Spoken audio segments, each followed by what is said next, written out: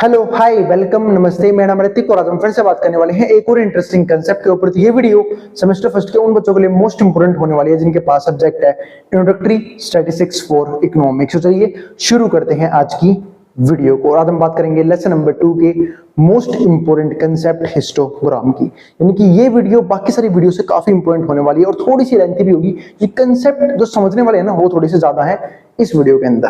तो जो lesson number 2 है वो तो हमारा pictorial methods of descriptive stats, जहां पे हमने अलग तरह के ग्राफ को डिस्कस भी किया। पिछली वीडियो में बार ग्राफ को डिस्कस किया, इस वीडियो में सिर्फ और सिर्फ हिस्टोग्राम ही डिस्कस करना है। और इस कंप्लीट सीरीज के नोट्स भी ऑलरेडी प्रिपेयर हो चुके हैं with important question answer PDF. जिन बच्चों को नोट्स परचेज करने हैं वो इस नंबर पे जाइए 9667836336 यहाँ पे व्हाट्सएप करके नोट्स भी ले सकते हैं। अब हम चालू करते हैं आज का कंसेप्ट।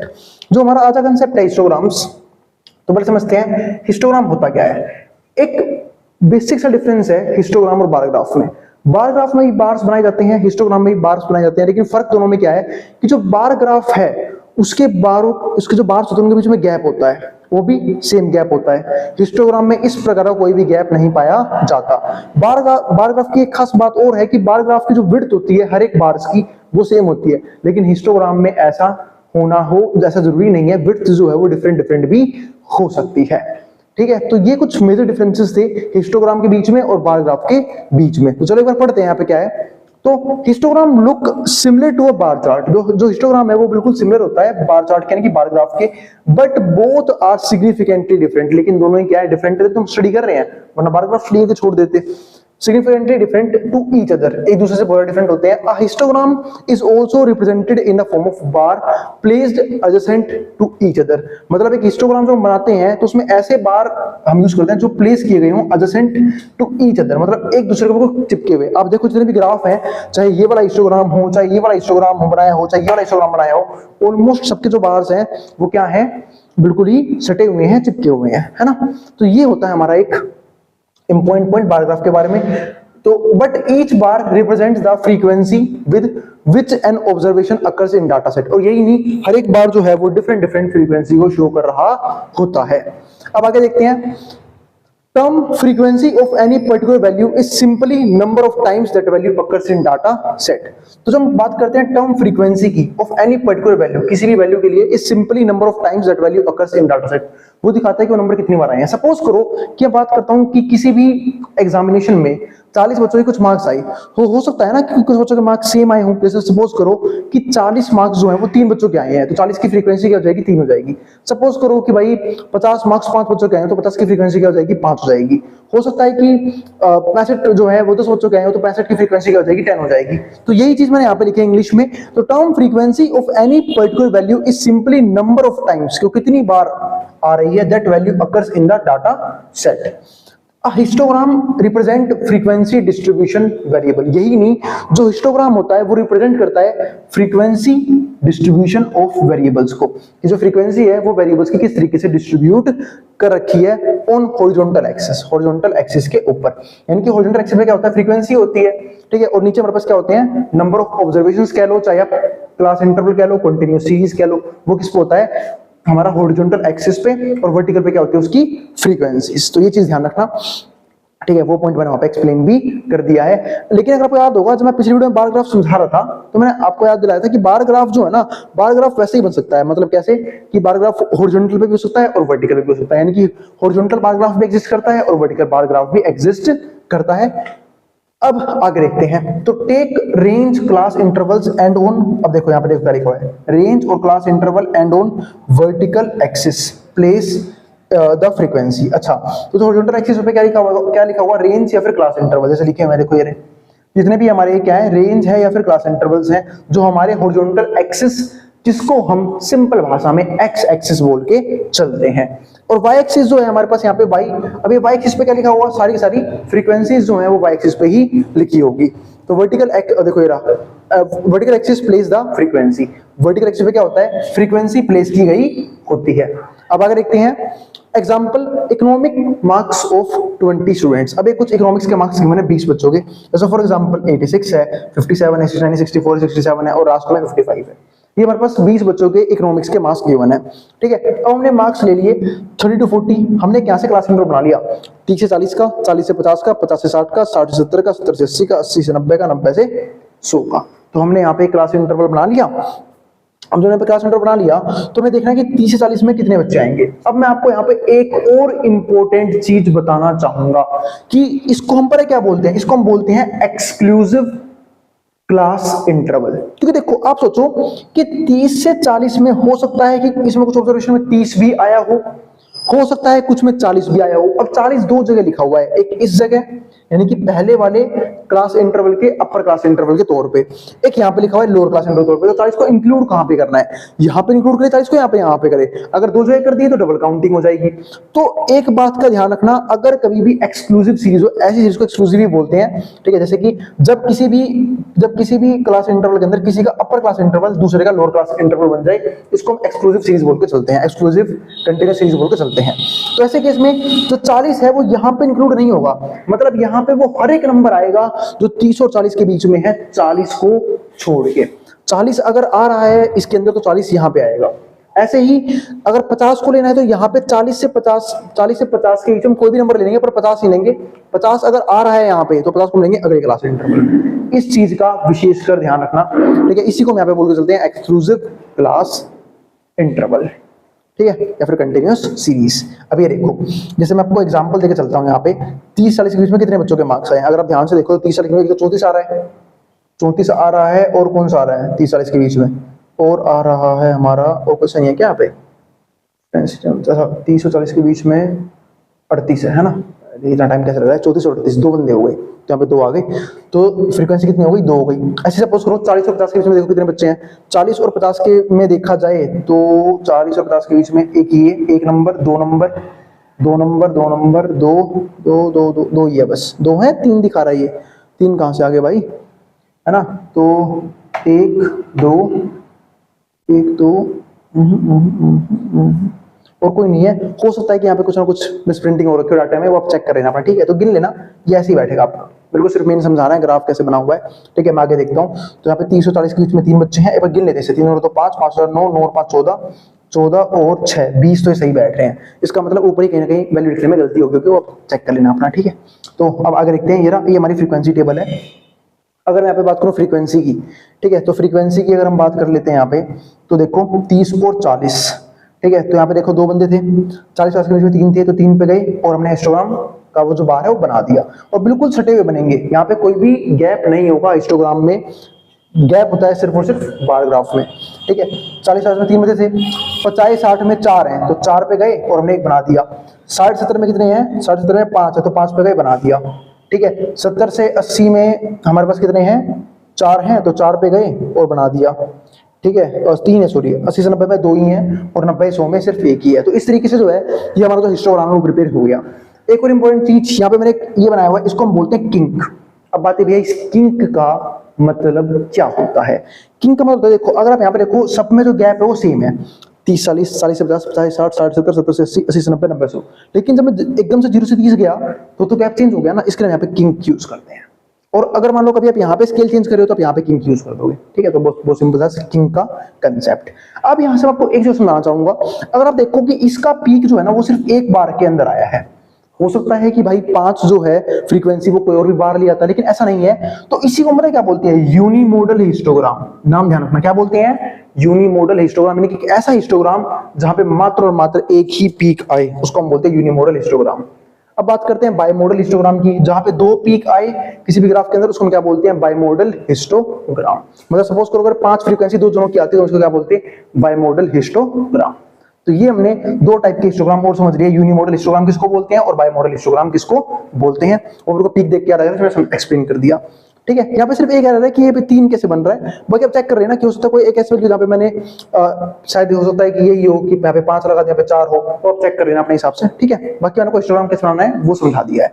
अब कुछ चीजें और समझते हैं जो काफी इंपॉर्टेंट पॉइंट्स है हिस्टोग्राम को लेके। अभी नोट क्या है, when there are only a few class intervals, अगर हमारे पास मात्र और मात्र कुछ क्लास इंटरवल्स होती हैं विद इक्वल विड्थ के साथ, there are chances that all observation fall into just 1 और 2 ऑफ द क्लासेस। तो हो सकता है कि सारी सारी ऑब्जर्वेशन जो है पहली 2 या फिर कुछ ही क्लासेस के अंदर क्या हो जाए, सिमट के रह जाए। सपोज करो मैंने यहाँ पे 0 से 30, 30 40, 40 से 50, 50 से 60, 60 70 मैंने ऐसे गैप लिए हैं। अगर मैं ऐसे लेता कि 30 से 80 या फिर ये ले लो 30 से 70 और 70 से 100, तो अगर मैं ऐसे गैप लेता तो सिर्फ 2 क्लास इंटरवल के अंदर हमारी ये सारी की सारी फ्रीक्वेंसी सिमट के रह जाती और यहाँ पे सिर्फ 2 बार ही मुझे बनाने पड़ते।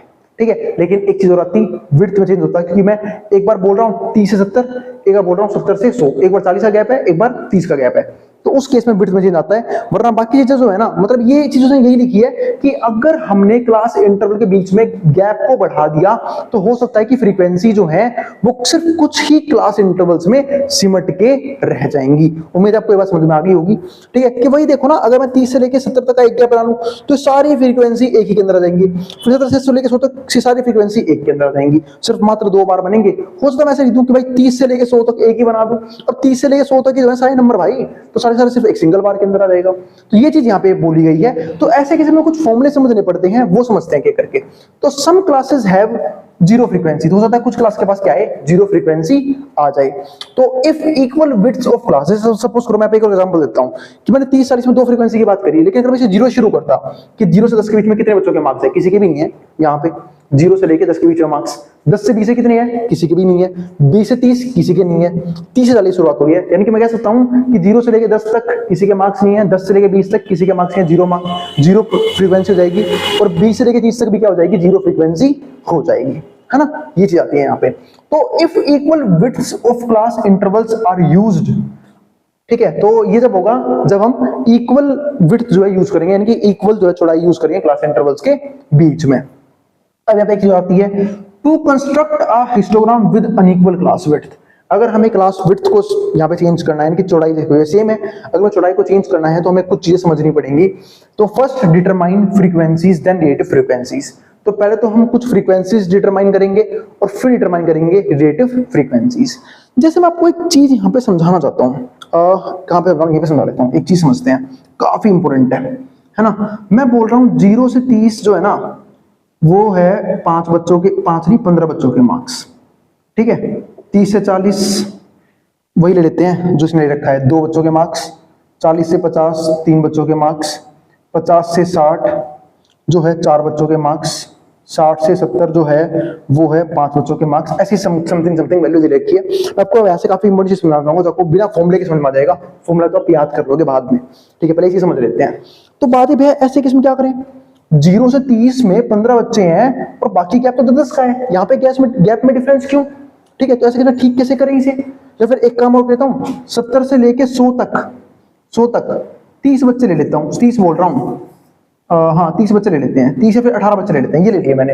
अब देखो, अगर मैं 2 गैप्स की बात करूं तो 2 गैप में जो बच्चे आ रहे हैं, मतलब जो 2 गैप वो मैक्सिमम है, मतलब यहाँ पे भी 0 से 30 के बीच में 30 का गैप है, क्लास विड्थ चेंज हो रही है। और 70 से लेकर 100 तक 18 बच्चे हैं, यहाँ पे भी क्लास विड्थ क्या हो रही है, चेंज हो रही है।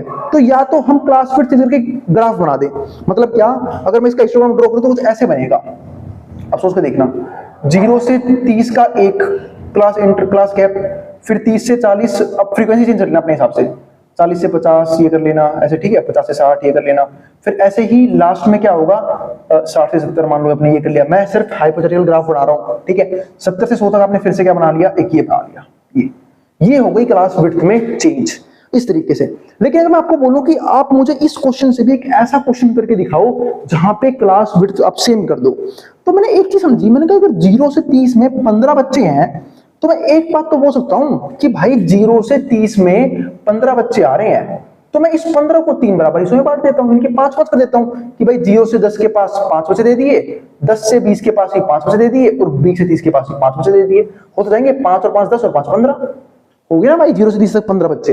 तो ये चीज होती है, मतलब मैं चाहता हूं कि सबका गैप सेम कर लिया जाए, सबका गैप 10 कर दिया जाए, ठीक है। तो वो कैसे होगा, तो ऊपर हमारे पास क्या आएगा, टोटल यहाँ पे क्या आएंगी, तो इस तरीके से हम जो है इस 15 को यहाँ पे डिवाइड, मतलब 15 को हम यहाँ पे क्या कर सकते हैं, बांट सकते हैं। तो इसका फॉर्मूला क्या होगा, फॉर्मूला इसका बहुत सिंपल होगा। फॉर्मूला क्या होगा कि आप देखो आपको कौन सा गैप चाहिए, आपको गैप कितना चाहिए, 10 का गैप चाहिए, 10 को नीचे रखो, ठीक है, 10 को बोलूं या फिर 30 को, 30 10 और यहाँ पे कितने रहेंगे हमारे 15 बच्चे, है ना।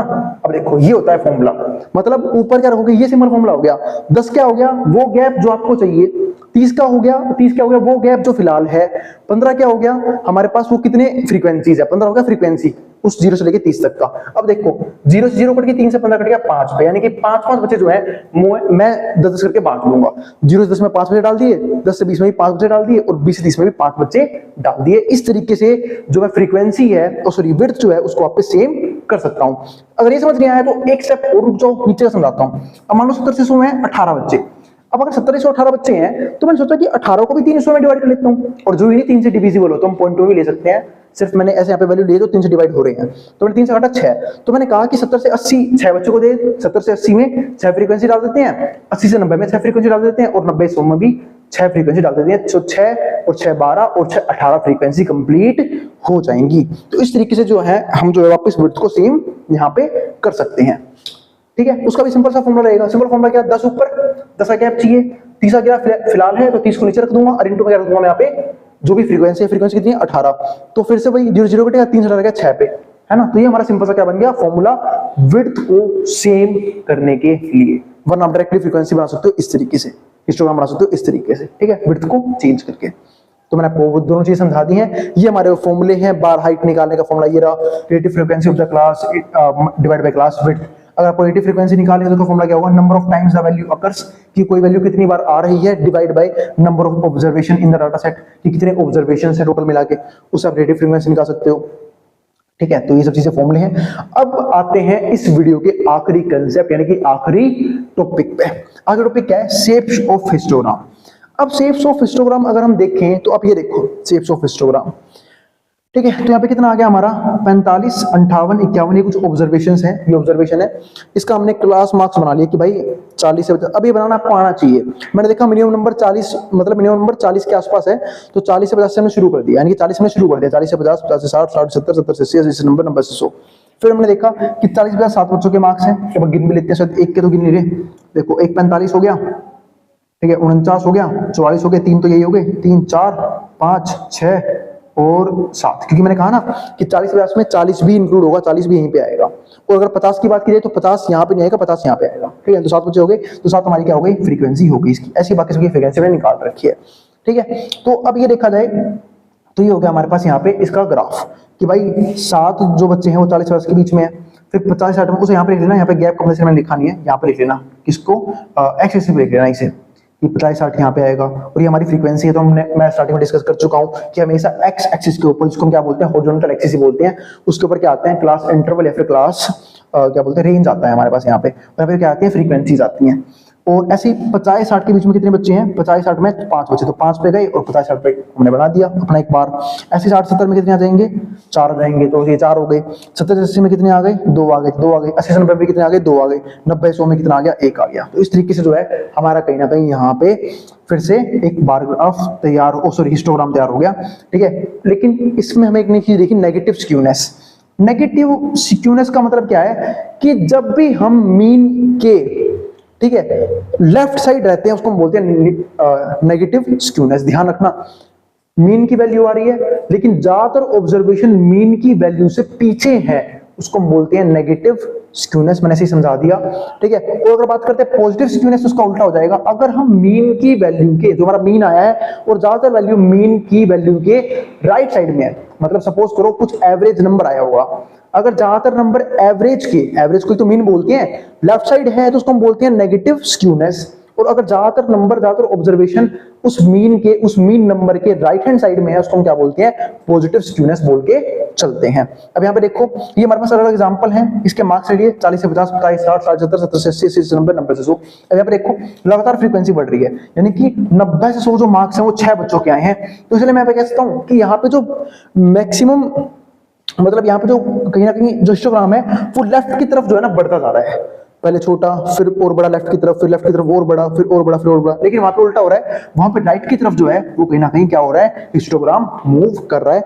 तो ये भी क्या होते हैं, 2 टाइप के हमारे हिस्टोग्राम होते हैं, ठीक है। और कुछ हिस्टोग्राम ऐसे भी होते हैं, जैसे ये तो हमने एक लेफ्ट का देख लिया, एक राइट का देख लिया। कुछ हिस्टोग्राम इस जैसे भी होते हैं, जैसे बीच बीच में रहते हैं, है ना, कि कभी कोई बार बीच में बड़ा हो गया, कोई बीच में छोटा हो गया, ऐसे ही रहते हैं ताकि दिखने में अच्छा लगे। अब जैसे ये हमारे कुछ टाइप हो गए, जैसे मैंने बताया ना आपको, यूनिमोडल हिस्टोग्राम और बाइमोडल हिस्टोग्राम, तो ये भी ध्यान रखना। यूनिमोडल हिस्टोग्राम कौन सा हिस्टोग्राम होगा, जिसका सिर्फ एक पीक हो, मतलब हाईएस्ट फ्रीक्वेंसी सिर्फ एक ही क्लास इंटरवल के पास हो। लेकिन अगर किसी दो क्लास इंटरवल का हाईएस्ट फ्रीक्वेंसी है तो उसको हम क्या बोलते हैं, बाइमोडल हिस्टोग्राम, क्योंकि उस हिस्टोग्राम में दो सबसे बड़े पीक्स बन जाएंगे।